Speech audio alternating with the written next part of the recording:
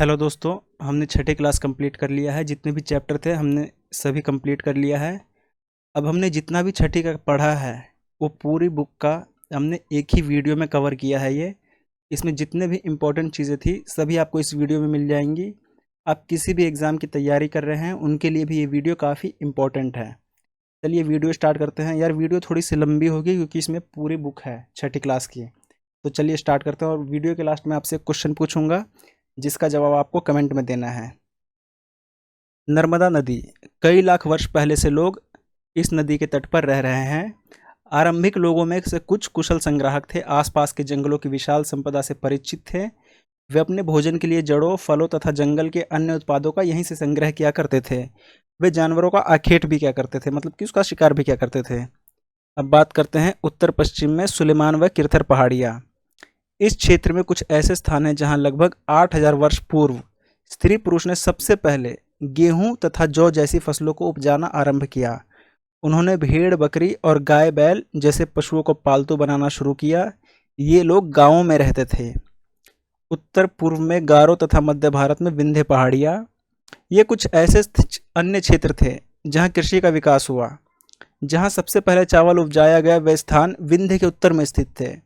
अब जहाँ चावल सबसे पहले उपजाया गया वो कहाँ थे? विंध्य के उत्तर में। सिंधु तथा इसकी सहायक नदियाँ, लगभग 4700 वर्ष पूर्व इन्हीं नदियों के किनारे कुछ आरंभिक नगर फले फूले, जैसे कि सिंधु घाटी सभ्यता। गंगा एवं इसकी सहायक नदियाँ, जैसे कि गंगा एवं इसकी सहायक नदियाँ सोन नदी हो गई। इसके किनारे तथा समुद्र तटवर्ती इलाकों में नगरों का विकास लगभग 2500 वर्ष पूर्व हुआ, जैसे कि मगध महाजनपद। गंगा के दक्षिण में इन नदियों के आसपास का क्षेत्र प्राचीन काल में मगध के नाम से जाना जाता था। इसके शासक बहुत शक्तिशाली थे और उन्होंने एक विशाल राज्य स्थापित किया था। आगे बढ़ते हैं। इंडिया। अब जो इंडिया जो शब्द है ये इंडस से निकला है, जिसे संस्कृत में सिंधु कहा जाता है। ईरानियों और यूनानियों ने सिंधु को हिंदोस अथवा इंदोस और इस नदी के पूर्व में स्थित भूमि प्रदेश को इंडिया कहा। अब पांडुलिपि क्या होती है ये हमने उस वीडियो में भी पढ़ा था जब हम चैप्टर वाइज चैप्टर पढ़ रहे थे। ये पुस्तकें हाथ से लिखी जाने के कारण पांडुलिपि कही जाती है।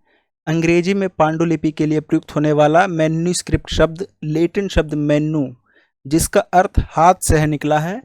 ये पांडुलिपियाँ प्रायः ताड़पत्रों अथवा हिमालय के क्षेत्र में उगने वाले भूर्ज नामक पेड़ की छाल से विशेष तरीके से तैयार भोजपत्र पर लिखी मिलती है।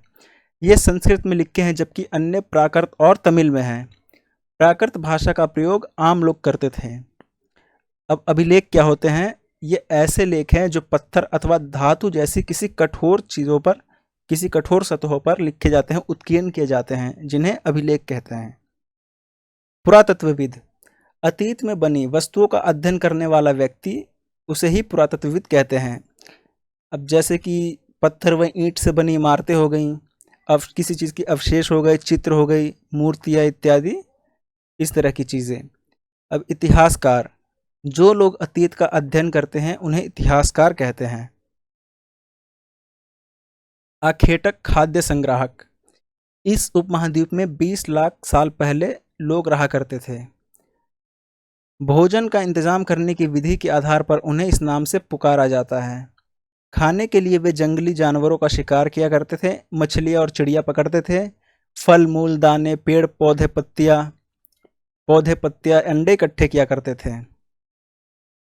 ये एक जगह से दूसरी जगह पर घूमते रहते थे। इसके कई कारण हैं। अब एक ही जगह पर ज़्यादा दिनों तक रहते तो आसपास के पौधों, फलों, जानवरों को खाकर समाप्त कर देते थे। ये लोगों जानवरों का शिकार करने के लिए इनके पीछे पीछे जाया करते होंगे। अब ये लोग थे यहाँ के, वो जब जानवर एक स्थान से दूसरे क्षेत्र में जाते होंगे तो ये लोग भी इनका शिकार करने के लिए इनके पीछे पीछे जाया करते होंगे। पेड़ और पौधों में फल फूल अलग अलग मौसम में आते हैं, इसलिए लोग उनकी तलाश में उपयुक्त मौसम के अनुसार अन्य इलाकों में घूमते होंगे। सूखे मौसम में पानी की तलाश में एक जगह से दूसरी जगह घूमते होंगे। संभवतः इन लोगों ने अपने काम के लिए पत्थरों, लकड़ियों और हड्डियों के औजार बनाए थे। अब पुरास्थल किसे कहते हैं? जहां औजार, बर्तन और इमारत जैसी वस्तुओं के अवशेष मिलते हों। चलिए आगे बढ़ते हैं।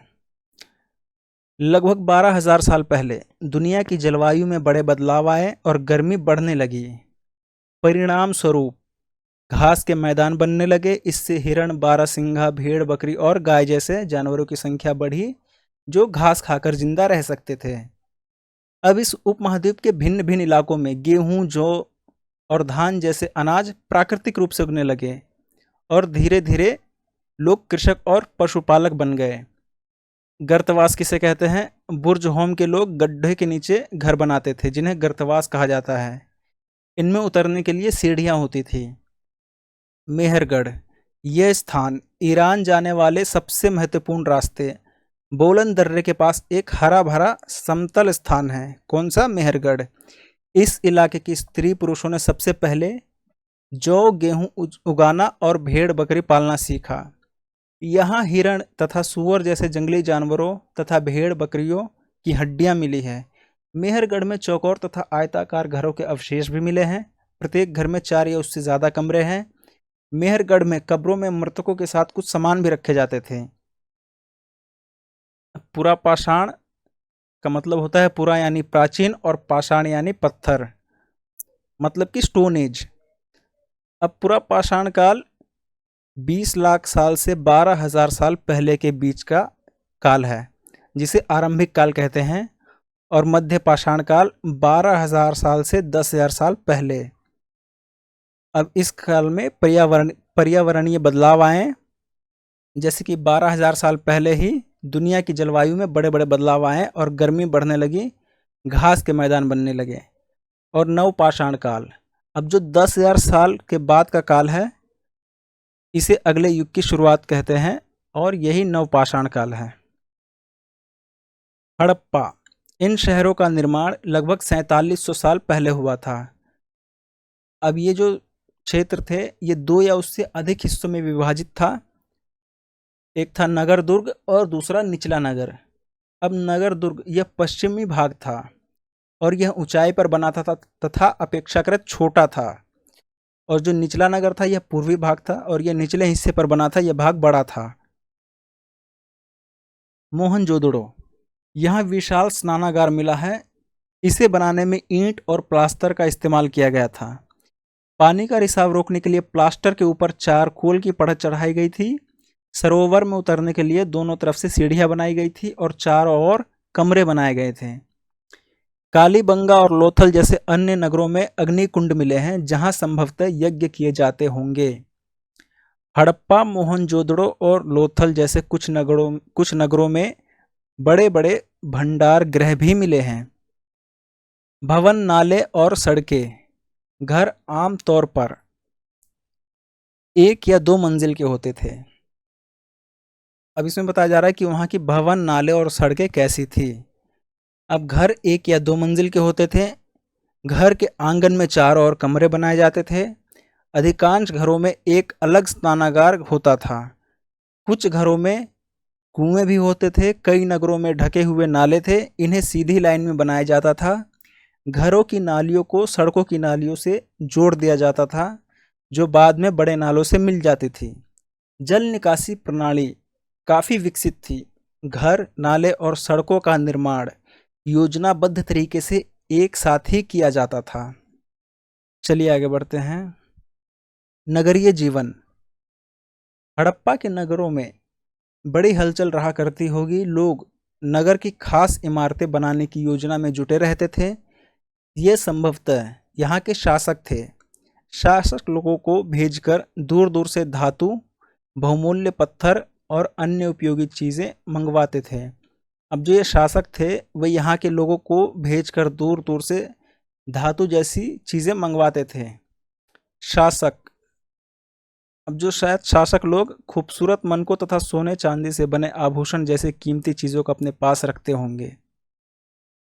अब नगरों में शिल्पकार स्त्री पुरुष भी रहते थे। लोग लंबी लंबी यात्राएं भी करते थे और वहां से उपयोगी वस्तुएं लाते थे। मिट्टी से बने खिलौने भी मिले हैं। हड़प्पा के नगरों से अधिकतर पत्थर, शंख, तांबे, कांसे, सोने और चांदी जैसी धातुओं से बनाई गई चीज़ें मिली हैं। तांबे और कांसे से औजार, हथियार और गहने बनाए जाते थे। सोने और चांदी से गहने और बर्तन बनाए जाते थे। सबसे आकर्षक वस्तुओं में मन के बाट और फलक हैं। हड़प्पा सभ्यता के लोग पत्थर की मुहरें बनाते थे, काले रंग से डिजाइन किए हुए खूबसूरत लाल मिट्टी के बर्तन भी बनाते थे। संभवतः 7,000 साल पहले मेहरगढ़ में कपास की खेती होती थी। फेंस किसे कहते हैं? बालू या स्फटिक पत्थरों के चूर्ण को गोंद में मिलाकर तैयार किया गया जो पदार्थ होता है उसे ही फेंस कहते हैं। अब कच्चा माल, ये उन पदार्थों को कहते हैं जो या तो प्राकृतिक रूप से मिलते हैं या फिर किसान या पशुपालक उनका उत्पादन करते हैं, जैसे लकड़ी या धातुओं के अयस्क। हड़प्पा के लोग तांबे का आयात राजस्थान और ओमान से करते थे। टिन का आयात आधुनिक ईरान और अफगानिस्तान से किया जाता था। सोने का आयात आधुनिक कर्नाटक से। बहुमूल्य पत्थर का आयात गुजरात, ईरान और अफगानिस्तान से। हड़प्पा के लोग अनाज उगाते थे, जानवर पालते थे। वे गेहूं, जौ, दालें, मटर, धान, तिल और सरसों उगाते थे। जुताई के लिए हल का प्रयोग नई बात थी। पानी का संचय किया जाता था। हड़प्पा के लोग गाय, भैंस, भेड़ और बकरियां पालते थे। वे बेर जैसे फलों को इकट्ठा करते थे, मछलियां पकड़ते थे और हिरण जैसे जानवरों का शिकार भी करते थे। धौलावीरा, कच्छ के इलाके में खदिर बेद के किनारे बसा नगर। इस नगर को 3 भागों में बांटा गया था। हर हिस्से के चारों ओर पत्थर की ऊंची ऊंची दीवार बनाई गई थी। अंदर जाने के लिए बड़ा प्रवेश द्वार था तथा नगर में एक खुला मैदान भी था जहां सार्वजनिक कार्यक्रम आयोजित किए जाते होंगे। यहाँ के कुछ अवशेषों में हड़प्पा लिपि के बड़े बड़े अक्षरों को पत्थरों में खोदा पाया गया है। लोथल, गुजरात की खंबात की खाड़ी में मिलने वाली साबरमती की एक उपनदी के किनारे बसा नगर। पत्थरों, शंखों और धातुओं से बनाई गई चीजों का एक महत्वपूर्ण केंद्र था ये लोथल। और भंडार गृह भी मिले हैं। यहाँ से मुहरे और मुहरबंदी मिले हैं। अब यहाँ इस सभ्यता में एक बहुत बड़ा बदलाव आया। लगभग 3900 साल पहले लोगों ने नगरों को छोड़ दिया। लेखन, मुहर और बाटों का प्रयोग बंद हो गया। दूर दूर से कच्चे माल का आयात काफ़ी कम हो गया। मोहनजोदड़ो में सड़कों पर कचरों के ढेर बनने लगे। जल निकास प्रणाली नष्ट हो गई। सड़कों पर ही झुग्गीनुमा घर बनाए जाने लगे।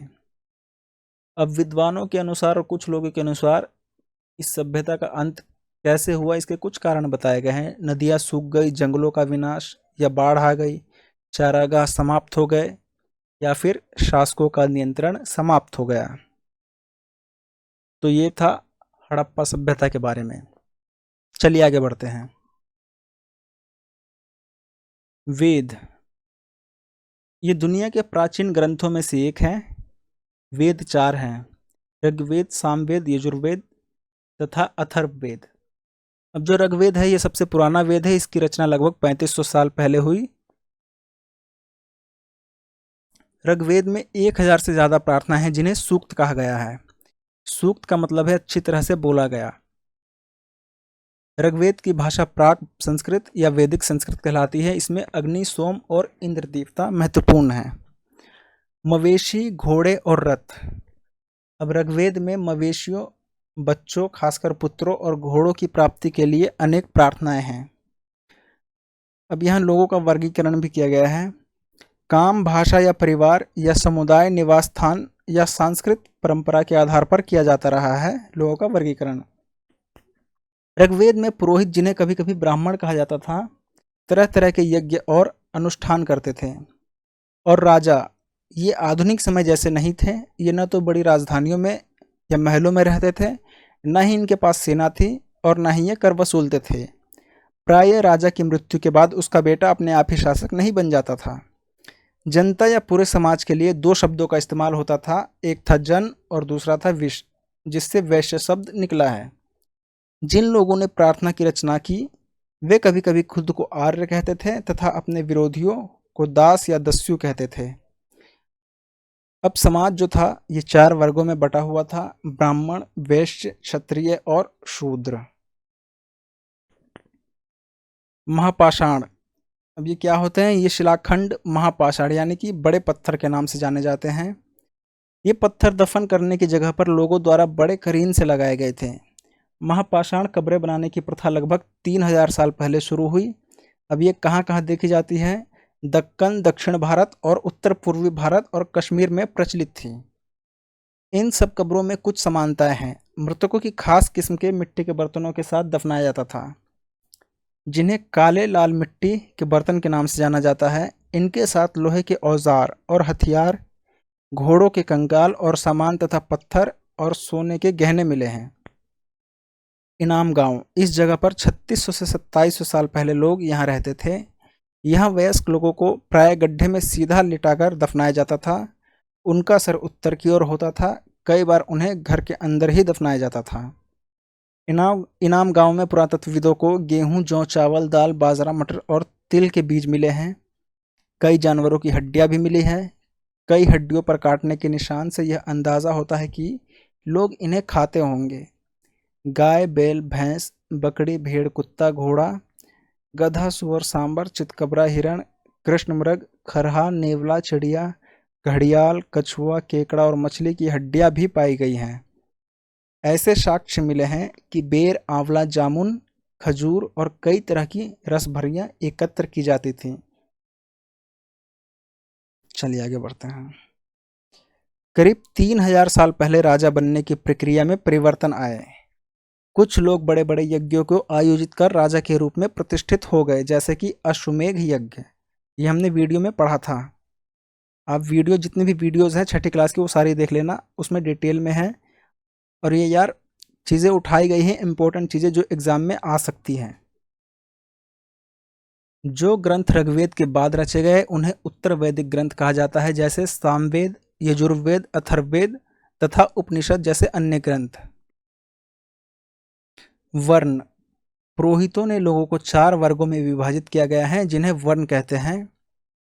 ब्राह्मण, क्षत्रिय, वैश्य और शूद्र। अब इनके काम क्या क्या थे? ब्राह्मणों का काम था वेदों का अध्ययन अध्यापन करना और यज्ञ करना। क्षत्रियों का काम था युद्ध करना और लोगों की रक्षा करना, जो कि शासक होते थे। वैश्य का काम था, वे कृषक थे, पशुपालक थे और व्यापारी थे। और जो शूद्र थे, उनका काम था इन तीनों वर्णों की सेवा करना, यानी ब्राह्मण, क्षत्रिय और वैश्य की सेवा करना शूद्रों का काम था। जनपद, इसका शाब्दिक अर्थ है जन के बसने की जगह। महायज्ञों को करने वाले राजा अब जन के राजा न होकर जनपदों के राजा माने जाने लगे। दिल्ली में पुराना किला, मेरठ के पास हस्तिनापुर और एटा के पास अंतरखेड़ा प्रमुख जनपद है। लोग झोपड़ियों में रहते थे, मवेशियों तथा अन्य जानवरों को पालते थे। वे चावल, गेहूं, धान, जौ, दालें, गन्ना, तिल तथा सरसों जैसी फसलें उगाते थे। लोग मिट्टी के बर्तन भी बनाते थे। इनमें से कुछ धूसर और कुछ लाल रंग के होते थे। कुछ विशेष प्रकार के बर्तन भी मिले हैं, जिन्हें चित्रित धूसर पात्र के रूप में जाना जाता है। इन बर्तनों पर चित्रकारी की गई है। कैसी चित्रकारी है? सरल रेखाओं और ज्यामितीय आकृति के रूप में इन पर चित्रकारी की गई है। चलिए आगे। महाजनपद, करीब 2500 साल पहले कुछ जनपद अधिक महत्वपूर्ण हो गए, इन्हें महाजनपद कहा जाने लगा। अधिकतर महाजनपदों की एक राजधानी होती थी। कई राजधानियों में किलेबंदी की गई थी, अर्थात इनके चारों ओर लकड़ी, ईंट या पत्थर की ऊंची ऊंची दीवारें बनाई गई थी। कुछ राजा अपनी राजधानी के चारों ओर विशाल, ऊंची और प्रभावशाली दीवार खड़ी कर अपनी समृद्धि और शक्ति का प्रदर्शन भी करते थे। राजा सेना रखने लगे थे, उन्हें पूरे साल नियमित वेतन दिया जाता था। कर, अधिकांश लोग कृषक थे। अब यहाँ कर महत्वपूर्ण था, यानी कि टैक्स। अब इस समय अधिकांश लोग कृषक थे, इसलिए फसलों पर लगाए गए कर सबसे महत्वपूर्ण होते थे। प्रायः उपज का 1/6वां हिस्सा कर के रूप में निर्धारित किया जाता था, जिसे भाग कहा जाता है। कारीगरों को कर के रूप में राजा के लिए महीने में कम से कम 1 दिन काम करना पड़ता था। पशुपालकों को जानवरों या उनके उत्पाद कर के रूप में देना पड़ता था। व्यापारियों को सामान खरीदने बेचने पर भी कर देना पड़ता था। आखेटकों तथा संग्राहकों को जंगल से प्राप्त वस्तुएं देनी होती थी। अब इस समय कृषि में परिवर्तन आए। अब ये दो बड़े परिवर्तन देखेंगे। अब जो हल के फाल थे वह अब लोहे के फाल बनने लगे, लकड़ी के फाल से। अब कठोर जमीन को आसानी से जोता जा सकता था, इससे फसलों की उपज बढ़ गई। लोगों ने धान के पौधों का रोपण शुरू किया, अर्थात खेतों में बीज छिड़ककर धान उपजाने के बजाय धान की पौध तैयार कर उनका रोपण शुरू किया। अब पहले की तुलना में ज़्यादा पौधे जीवित रह जाते थे, इसलिए पैदावार ज़्यादा होने लगी थी। चलिए मगध के बारे में पढ़ते हैं। लगभग 200 सालों के भीतर मगध सबसे महत्वपूर्ण जनपद बन गया। अब इसके कुछ कारण थे इसके महत्वपूर्ण बनने के। अब जो गंगा और सोन नदियाँ जैसी नदियाँ मगध से होकर बहती थी, मतलब ये जो मगध महाजनपद था ये इन नदियों के बीच था, जिससे कि आसपास की भूमि काफ़ी उपजाऊ हुआ करती थी तथा फसलों के लिए अच्छी थी। और ये नदियाँ यातायात, जल वितरण और ज़मीन को उपजाऊ बनाने के लिए महत्वपूर्ण थी। मगध का एक हिस्सा जंगलों से भरा था, यहाँ से हाथियों को पकड़कर प्रशिक्षित कर सेना के काम में लगाया जाता था। जंगलों से घर, गाड़ियाँ तथा रथ बनाने के लिए लकड़ी मिलती थी। इस क्षेत्र में लौह अयस्क की खदानें हैं। मजबूत औजार और हथियार बनाने के लिए ये बहुत उपयोगी थे। मगध में दो बहुत ही शक्तिशाली शासक हुए, बिंबिसार और अजातशत्रु। महापद्मनंद एक और महत्वपूर्ण शासक थे। उन्होंने अपने नियंत्रण का क्षेत्र इस उपमहाद्वीप के उत्तर पश्चिमी भाग तक फैला लिया था। बिहार में राजगृह, आधुनिक राजगीर, कई सालों तक मगध की राजधानी बनी रही। बाद में पाटलिपुत्र, पटना को राजधानी बनाया गया। बाद में किसे राजधानी बनाया गया? पाटलिपुत्र, जो कि अभी पटना के नाम से जाना जाता है। अब वज्जी की बात करते हैं। इसकी राजधानी वैशाली थी। यह एक अलग किस्म की शासन व्यवस्था थी जिसे गण या संघ कहते हैं। गण या संघ कहते थे। इसमें कई शासक होते थे। कभी कभी लोग एक साथ शासन करते थे, जिसमें प्रत्येक व्यक्ति राजा कहलाता था। बुद्ध तथा महावीर दोनों ही गण या संघ से संबंधित थे। बौद्ध साहित्य में संघ के जीवन का बहुत सजीव वर्णन मिलता है। 2300 साल पहले मैसिडोनिया का राजा सिकंदर विश्व विजय करना चाहता था। वह मिस्र और पश्चिमी एशिया के कुछ राज्यों को जीतता हुआ भारतीय उपमहाद्वीप में व्यास नदी के किनारे तक पहुंच गया। जब उसने मगध की ओर कूच करना चाहा तो उसके सिपाहियों ने इनकार कर दिया। वे इस बात से भयभीत थे कि भारत के शासकों के पास बहुत बड़ी सेना थी। मैंने इस वीडियो में बौद्ध धर्म और जैन धर्म के बारे में कुछ डिटेल में बताया है, जितना कि एनसीईआरटी में दिया गया है 6ठी क्लास की, उससे थोड़ा ज़्यादा बताया है। और यहाँ से बहुत बार क्वेश्चन पूछे जाते हैं, किसी भी एग्ज़ाम में पूछे जाते हैं, चाहे आप गवर्नमेंट जॉब की कोई प्रिपरेशन कर रहे हो उसमें भी बहुत क्वेश्चन बनते हैं, तो इसको आप ध्यान से पढ़ना। अब इसके संस्थापक जो थे उनका नाम सिद्धार्थ था, जिन्हें गौतम नाम से भी जाना जाता है। इनका जन्म लगभग 2500 वर्ष पूर्व यानी कि 563 ईसा पूर्व लुम्बिनी, जो नेपाल का तराई क्षेत्र है, वहाँ हुआ था।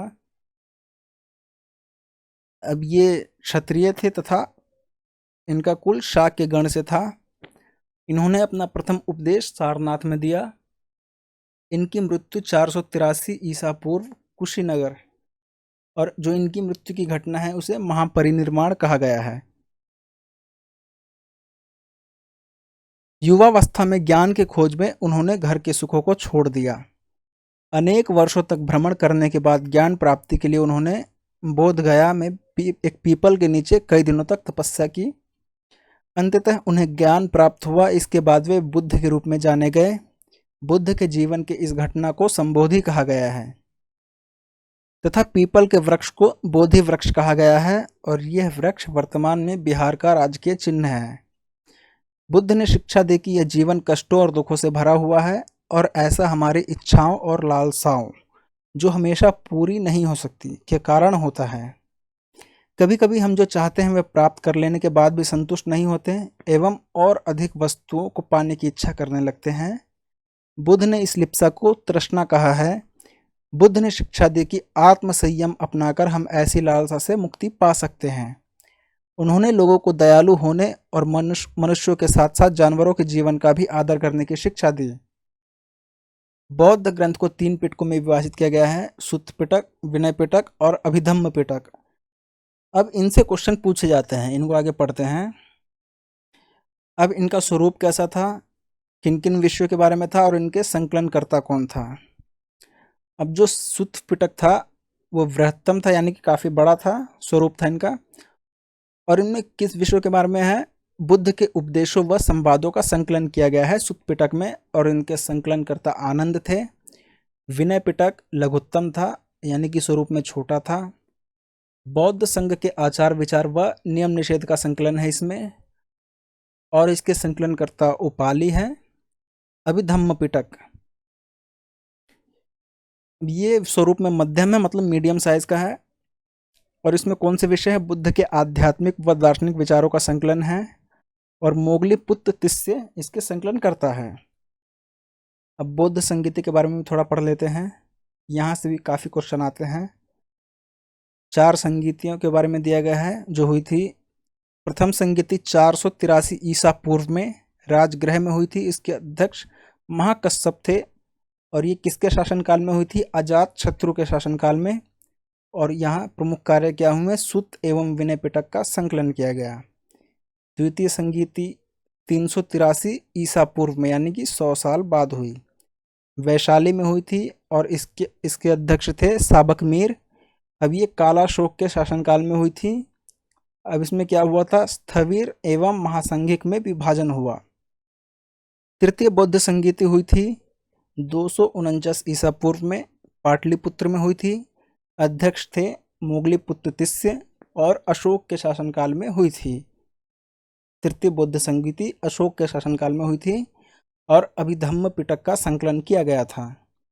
और जो चौथी बौद्ध संगीति हुई थी वह 1ली शताब्दी ईसा में कुंडलवन में हुई थी। अब इसके अध्यक्ष वसुमित्र थे और उपाध्यक्ष अश्वघोष थे।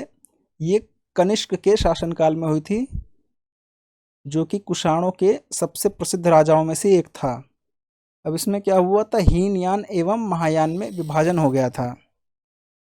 तो ये आप लोग अच्छे से समझ लेना। अब हम पढ़ते हैं उपनिषद। उत्तर वैदिक ग्रंथों का हिस्सा थे। उपनिषद का शाब्दिक अर्थ है गुरु के समीप बैठना। इन ग्रंथों में अध्यापकों और विद्यार्थियों के बीच बातचीत का संकलन किया गया है। कुषाणों के राजा कनिष्क ने एक बौद्ध परिषद का गठन किया, जिसमें एकत्र होकर विद्वान महत्वपूर्ण विषयों पर विचार विमर्श करते थे। बुद्ध की जीवनी बुद्ध चरित्र के रचनाकार कवि अश्वघोष कनिष्क के दरबार में रहते थे। बौद्ध धर्म में महायान का विकास हुआ, मतलब अब मूर्तियों में बुद्ध की उपस्थिति को दर्शाया गया। निर्माण प्राप्ति को पेड़ की मूर्ति द्वारा दर्शाया जाने लगा। बुद्ध की प्रतिमाएं बनाई जाने लगी, मतलब कि मूर्ति को बनाने का प्रचलन शुरू हुआ बौद्ध धर्म में। अब हम पढ़ेंगे जैन धर्म के बारे में। लगभग 2500 वर्ष पूर्व, यानी कि 540 ईसा पूर्व में जैन धर्म के 24वें तथा अंतिम तीर्थंकर वर्धमान महावीर का जन्म कुंडग्राम वैशाली के यात्रक कुल क्षत्रिय परिवार में हुआ था। इनके बचपन का नाम वर्धमान था। इनके पिता का नाम सिद्धार्थ था। कुल 24 तीर्थंकरों में ऋषभनाथ पहले, पार्श्वनाथ 23वें तथा महावीर 24वें तथा अंतिम तीर्थंकर थे। इन्होंने 30 वर्ष की आयु में गृह त्याग के पश्चात संन्यास ग्रहण कर लिया।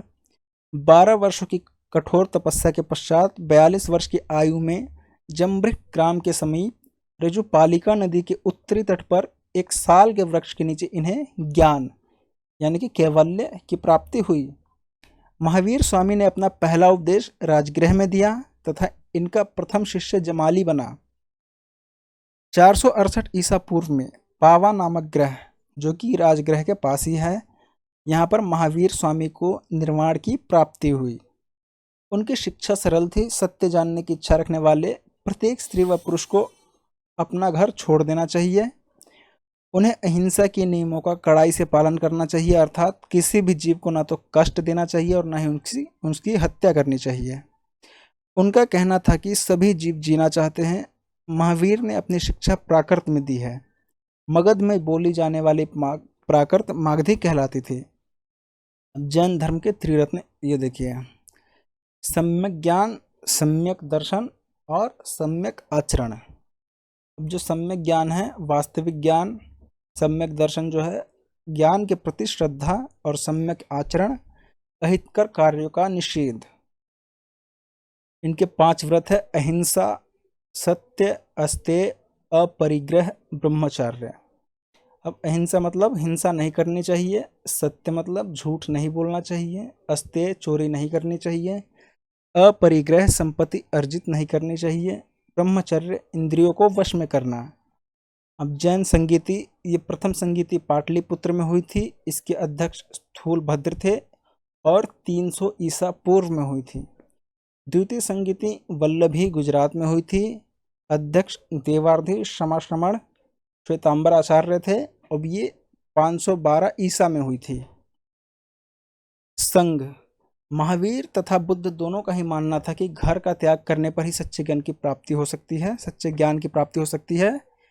ऐसे लोगों के लिए उन्होंने संघ नामक संगठन बनाया जहां घर का त्याग करने वाले लोग एक साथ रह सके। विनय पिटक में संघ में रहने वाले बौद्ध भिक्षुओं के लिए नियम बनाए गए थे। संघ में प्रवेश लेने वाले स्त्री पुरुष सादा जीवन जीते थे।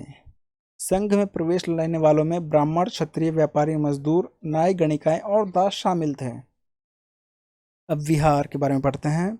जैन तथा बौद्ध पूरे साल अस्थायी निवासों या पहाड़ी क्षेत्रों की गुफाओं में रहते थे। समय बीतने के साथ भिक्खु भिक्खुनियों ने स्वयं तथा उनके समर्थकों ने भी स्थायी शरण स्थलों की आवश्यकता का अनुभव किया। तब कई शरण स्थल बनाए गए जिन्हें विहार कहा गया है। पढ़ते हैं मौर्य साम्राज्य के बारे में थोड़ा सा। इस साम्राज्य की स्थापना चंद्रगुप्त मौर्य ने 2300 साल पहले चाणक्य की सहायता से की थी। अर्थशास्त्र नामक पुस्तक की रचना चाणक्य ने की है। नगरों में व्यापारी, सरकारी अधिकारी और शिल्पकार रहा करते थे। गांव में किसान तथा पशुपालक थे। मध्य भारत के ज्यादातर इलाके में लोग जंगलों में संग्रहण और शिकार करके जीविका चलाते थे।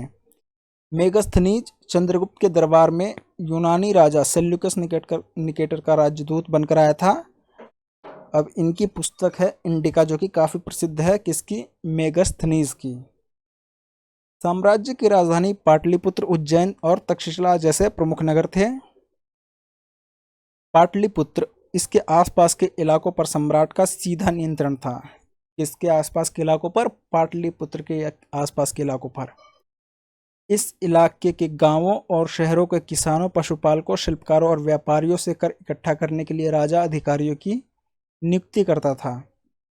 अब जो तक्षशिला और उज्जैन जैसे ये जो राजधानियां थी, यहाँ से छोटे क्षेत्रों या प्रांतों पर इन स्थानों से नियंत्रण रखा जाता था। कुछ हद तक पाटलिपुत्र से इन क्षेत्रों पर नियंत्रण रखा जाता था। इन स्थानों पर राजकुमारों को राज्यपाल बनाकर भेजा जाता था। अन्य इलाकों पर मौर्य शासक सिर्फ मार्गों और नदियों पर नियंत्रण रखने की कोशिश करते थे, जो कि आवागमन के लिए महत्वपूर्ण थे। उत्तर पश्चिम में कंबल और दक्षिण भारत सोने और कीमती पत्थरों के लिए प्रसिद्ध था। जंगलों में रहने वाले लोग काफी हद तक स्वतंत्र थे। उनसे उम्मीद की जाती थी कि वे मौर्य पदाधिकारियों को हाथी, लकड़ी और मधु और मोम जैसी चीजें लाकर दें। अशोक मौर्य वंश का सबसे प्रसिद्ध शासक थे। वह ऐसे पहले शासक थे जिन्होंने अभिलेखों द्वारा जनता तक अपने संदेश पहुंचाने की कोशिश की।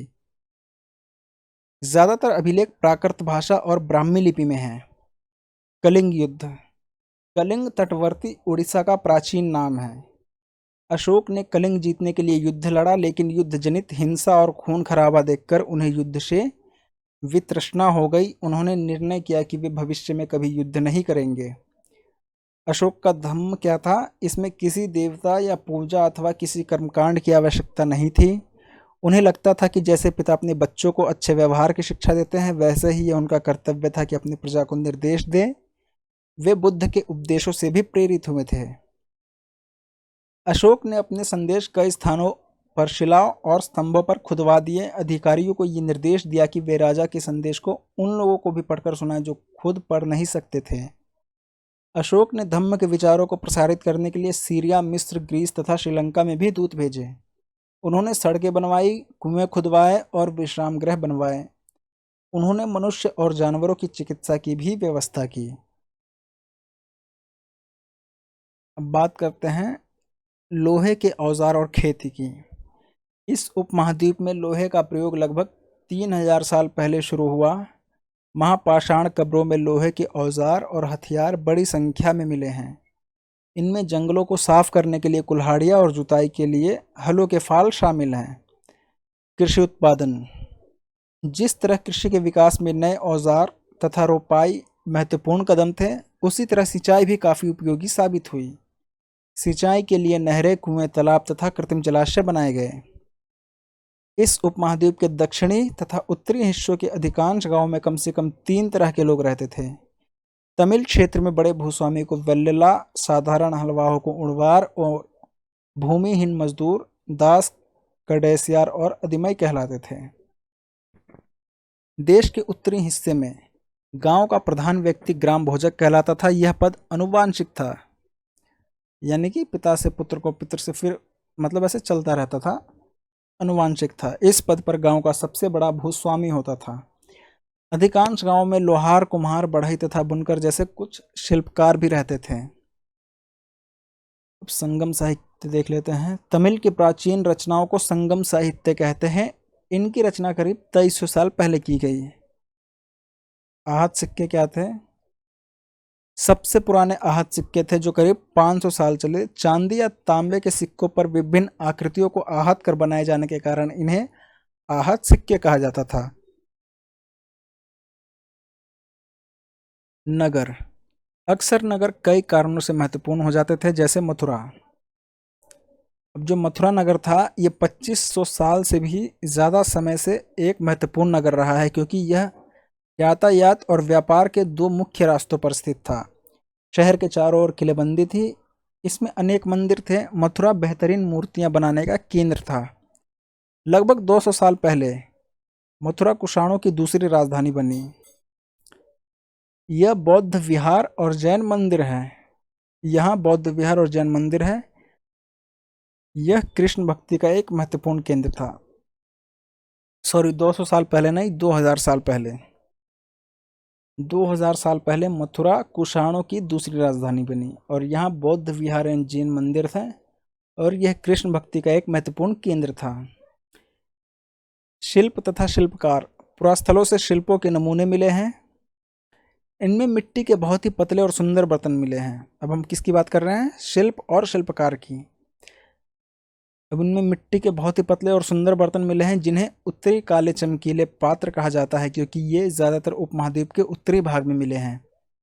उत्तर में वाराणसी और दक्षिण में मदुरै कपड़ों के उत्पादन के प्रसिद्ध केंद्र थे। अनेक शिल्पकार तथा व्यापारी अपने संघ बनाने लगे थे, जिन्हें श्रेणी कहते थे। शिल्पकारों की श्रेणियों का काम प्रशिक्षण देना था, कच्चा माल उपलब्ध कराना और तैयार माल का वितरण करना था। व्यापारियों की श्रेणियां व्यापार का संचालन करते थे। अरिकामेडु। अरिकामेडु लगभग 2200 से 1900 साल पहले यह एक पतन था। यहाँ दूर दूर से आए जहाज़ों से सामान उतारे जाते थे। यहाँ भूमध्य सागरीय क्षेत्र के एम्फोरा जैसे पात्र मिले हैं। साथ ही यहाँ एरेटाइन जैसे मुहर लगे लाल चमकदार बर्तन भी मिले हैं। यहाँ रोमन लैंप, शीशे के बर्तन तथा रत्न भी मिले हैं। अब व्यापार और व्यापारी के बारे में पढ़ेंगे। दक्षिण भारत सोना, मसाले, खास तौर पर काली मिर्च तथा कीमती पत्थरों के लिए प्रसिद्ध था। काली मिर्च की रोमन साम्राज्य में इतनी ज़्यादा मांग थी कि इसे काले सोने के नाम से बुलाते थे। व्यापारी इन सामानों को समुद्री जहाज़ों और सड़कों के रास्ते रोम पहुंचाते थे। दक्षिण भारत में अनेक रोमन के सिक्के मिले हैं। इससे यह अंदाज़ा लगाया जाता है कि उन दिनों रोम के साथ बहुत अच्छा व्यापार चल रहा था। व्यापारियों ने कई समुद्री रास्ते खोज निकाले थे। संगम मुवेंदार, यह एक तमिल शब्द है जिसका अर्थ 3 मुखिया होता है। इसका अर्थ संगम मुवेंदार। इसका प्रयोग 3 शासक परिवारों के मुखियाओं के लिए किया गया है। ये थे चोल, चेर तथा पांड्य। ये करीब 2300 साल पहले दक्षिण भारत में सबसे शक्तिशाली माने जाते थे। इन सबके दो दो सत्ता के केंद्र थे। इनमें एक तटीय और दूसरा अंदरूनी हिस्से में था। चोलों का पतन पुहार या कावेरी पट्टिनम, दूसरा पांड्यों की राजधानी मदुरई थी। इसके लगभग 200 वर्षों के बाद पश्चिम भारत में सातवाहन नामक राजवंश का प्रभाव बढ़ गया।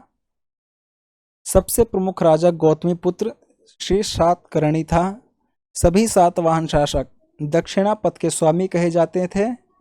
दक्षिणापथ का शाब्दिक अर्थ दक्षिण की ओर जाने वाला रास्ता होता है। तीर्थयात्री चीनी, अब तीर्थयात्री की बात करते हैं। चीनी तीर्थ बौद्ध यात्री फाशियन 1600 साल पहले भारत की यात्रा पर आया था। वेनसांग 1400 साल पहले आया था और इसके 50 साल बाद इत्सिंग आया। रेशम मार्ग के बारे में पढ़ते हैं। रेशम बनाने की तकनीक का आविष्कार सबसे पहले चीन में करीब 7000 साल पहले हुआ। इस तकनीक को उन्होंने हजारों सालों तक बाकी दुनिया से छुपा कर रखा। चीन से पैदल, घोड़ों या ऊँटों पर कुछ लोग दूर दूर की जगहों पर जाते थे और अपने साथ रेशमी कपड़े भी ले जाते थे। जिस रास्ते ये लोग यात्रा करते थे वह रेशम मार्ग यानी कि सिल्क रूट के नाम से प्रसिद्ध हो गया। कीमती, चमकीले और चिकनी मुलायम बनावट की वजह से रेशमी कपड़े अधिकांश समाज में बहुमूल्य माने जाते हैं। सिल्क रूट पर नियंत्रण रखने वाले शासकों में सबसे प्रसिद्ध कुषाण थे। कुषाणों का सबसे प्रसिद्ध राजा कनिष्क था। इस उपमहाद्वीप में सबसे पहले सोने के सिक्के जारी करने वाले शासकों में कुषाण थे। करीब 2000 साल पहले मध्य एशिया तथा पश्चिमोत्तर भारत पर इनका शासन था। पेशावर और मथुरा इनके दो शक्तिशाली केंद्र थे। तक्षशिला भी इनके राज्य का हिस्सा था।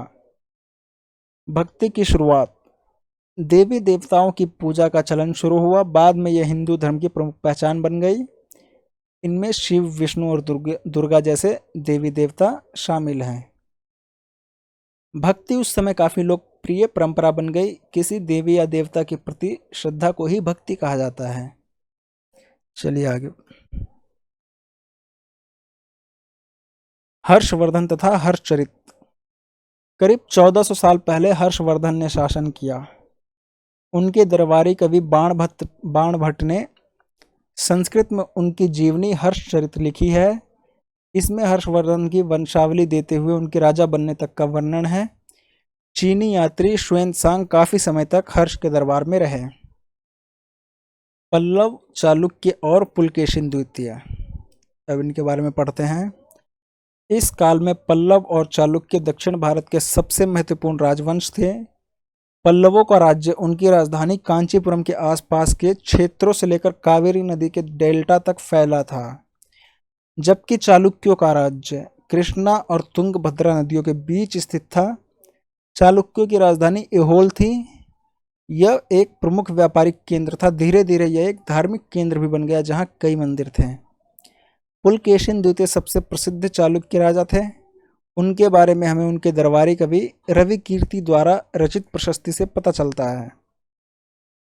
पुलकेशिन द्वितीय को अपने चाचा से यह राज्य मिला था। उन्होंने पूर्व तथा पश्चिम दोनों समुद्र तटीय इलाकों में अपने अभियान चलाए। उन्होंने हर्ष को आगे बढ़ने से रोका। इन राजाओं के लिए भी भूमि कर सबसे महत्वपूर्ण बना रहा। प्रशासन की प्राथमिक इकाई गांव होते थे, लेकिन धीरे धीरे कई बदलाव आए। राजाओं ने आर्थिक, सामाजिक, राजनीतिक या सैन्य शक्ति रखने वाले लोगों का समर्थन जुटाने के लिए कई कदम उठाए। अब इस समय एक नए प्रकार की सेना थी, सेना नायक, जो आवश्यकता पड़ने पर राजा को सैनिक सहायता दिया करते थे। अब इन सेना नायकों को कोई नियमित वेतन नहीं दिया जाता था। बदले में इनमें से कुछ को भूमि दान दिया जाता था। दी गई भूमि से ये कर वसूलते थे, जिससे वे सेना तथा घोड़ों की देखभाल करते थे। साथ ही वे इससे युद्ध के लिए हथियार जुटाते थे। इस तरह के व्यक्ति सामंत कहलाते थे। जहाँ कहीं भी शासक दुर्बल होते थे, ये सामंत स्वतंत्र होने की कोशिश करते थे। दक्षिण के राज्यों में सभाएं, पल्लवों के अभिलेखों में कई स्थानीय सभाओं की चर्चा है। इनमें से एक था ब्राह्मण भूस्वामियों का संगठन, जिसे सभा कहते थे। ये सभाएं उप समितियों के जरिए सिंचाई, खेतीबाड़ी से जुड़े विभिन्न काम, सड़क निर्माण, स्थानीय मंदिरों की देखरेख आदि का काम करती थी। नगरम व्यापारियों के एक संगठन का नाम था। संभवतः इन सभाओं पर धनी तथा शक्तिशाली भूस्वामियों और व्यापारियों का नियंत्रण था। कालिदास अपने नाटक में राज दरबार के जीवन के चित्रण के लिए प्रसिद्ध है। उनका सबसे प्रसिद्ध नाटक अभिज्ञान शकुंतलम है। चलिए आगे बात करते हैं लौह स्तंभ। दिल्ली के कुतुब मीनार परिसर में खड़ा यह लौह स्तंभ भारतीय शिल्पकारों की कुशलता का एक अद्भुत उदाहरण है। इसकी ऊंचाई 7.2 मीटर और वजन 3 टन से भी ज़्यादा है। इसका निर्माण 1500 साल पहले हुआ। इतने वर्षों बाद भी इसमें जंग नहीं लगा है। ईंटों और पत्थरों की इमारतें। हमारे शिल्पकारों की कुशलता के नमूने स्तूपों जैसी कुछ इमारतों में देखने को मिलते हैं। स्तूप का शाब्दिक अर्थ टीला होता है। हालांकि स्तूप विभिन्न आकार के थे, कभी कभी गोल या लंबे तो कभी बड़े या छोटे। उन सब में एक समानता थी। प्राय सभी स्तूपों के भीतर एक छोटा सा डब्बा रखा रहता है। इन डिब्बों में बुद्ध या उनके अनुयायियों के शरीर के अवशेष जैसे दांत, हड्डी या राख या उनके द्वारा प्रयुक्त हुई कोई चीज या कोई कीमती पत्थर अथवा सिक्के रखे रहते थे। अब इसे धातु मंजूषा कहते हैं। प्रारंभिक स्तूप धातु मंजूषा के ऊपर रखा मिट्टी का टीला होता था। बाद में टीले को ईंटों से ढक दिया गया और बाद के काल में उस गुंबदनुमा ढांचे को तराशे हुए पत्थरों से ढक दिया गया। प्रायः स्तूपों के चारों ओर परिक्रमा करने के लिए एक वृत्ताकार पथ बना होता है जिसे प्रदक्षिणा पथ कहते हैं। इस रास्ते को रेलिंग से घेर दिया जाता था जिसे वेदिका कहते हैं। वेदिका में प्रवेश द्वार बने होते थे। रेलिंग और तोरण प्रायः मूर्ति कला की सुंदर कलाकृतियों से सजे होते थे। इस काल में कुछ आरंभिक हिंदू मंदिरों का भी निर्माण किया गया। इन मंदिरों में विष्णु, शिव तथा दुर्गा जैसे देवी देवताओं की पूजा होती थी। मंदिरों का सबसे महत्वपूर्ण भाग गर्भगृह होता था जहां मुख्य देवी या देवता को रखा जाता था। इसी स्थान पर पुरोहित धार्मिक अनुष्ठान करते थे और भक्त पूजा करते थे। स्तूपों तथा मंदिरों को बनाने की प्रक्रिया में पहले अच्छे किस्म के पत्थर ढूंढकर शिलाखंडों को खोदकर निकालना होता था। फिर मंदिर या स्तूप के लिए सोच विचार कर तय किए गए स्थान पर शिलाखंडों को पहुंचाना। यहाँ पत्थरों को काट छांट कर तराशने के बाद खंभों, दीवारों की चौखटों, फर्शों तथा छतों को आकार दिया जाता था। इसके बाद इन्हें सही जगहों पर लगाना काफी मुश्किल काम होता था। इस युग में कई प्रसिद्ध महाकाव्यों की रचना की गई। करीब 1800 साल पहले एक प्रसिद्ध तमिल महाकाव्य सिलप्पदिकारम की रचना इलांगो नाम के कवि ने की थी और करीब 1400 साल पहले तमिल महाकाव्य मणिमेखलाई सत्यनार द्वारा लिखा गया था। पुराणों और महाभारत दोनों को ही व्यास नाम के ऋषि ने संकलित किया था। संस्कृत रामायण के लेखक वाल्मीकि माने जाते हैं। चलिए, आपका 6ठी क्लास का कंबाइंड वीडियो जो था, सभी चैप्टर इसमें थे। जितने भी इंपॉर्टेंट चीज़ें थी इस वीडियो में मैंने कवर करा दिया गया है। अगली वीडियो आपकी 7वीं का पहला चैप्टर होगा। नेक्स्ट वीडियो जो आएगी आपकी, अब ये आपके लिए क्वेश्चन है। यह हाल ही में एक यूपीएससी ने एग्ज़ाम लिया था जिसमें ये पूछा गया था, निम्नलिखित में से किसका 6ठी और 4ठी शताब्दी ईसा पूर्व के बीच मगध के सबसे शक्तिशाली महाजनपद के रूप में उभरने का महत्वपूर्ण योगदान था। मतलब इनमें से ऐसी क्या चीज़ थी जिनमें सबसे शक्तिशाली महाजनपद के रूप में उभरने में मगध की भूमिका थी। 4 ऑप्शन है। समृद्ध स्वर्ण खदानों तक सुगम पहुंच, अपेक्षाकृत उत्कृष्ट अश्वारोही सेना, कृषि की उपज वाला क्षेत्र, या डी शासन की गणतंत्रीय व्यवस्था। इसका उत्तर आप कमेंट बॉक्स में बताएंगे। और अगर आपको कुछ भी पूछना है, किसी भी तरह की डाउट है या कुछ भी, तो आप कमेंट में बता सकते हैं या मेल कर सकते हैं। मेल आईडी यहाँ लिखी हुई है studytoeveryone@gmail.com। और अगर आपको वीडियो अच्छी लगती है तो चैनल को सब्सक्राइब कर लें और वीडियो को ज़रूर लाइक कर देना।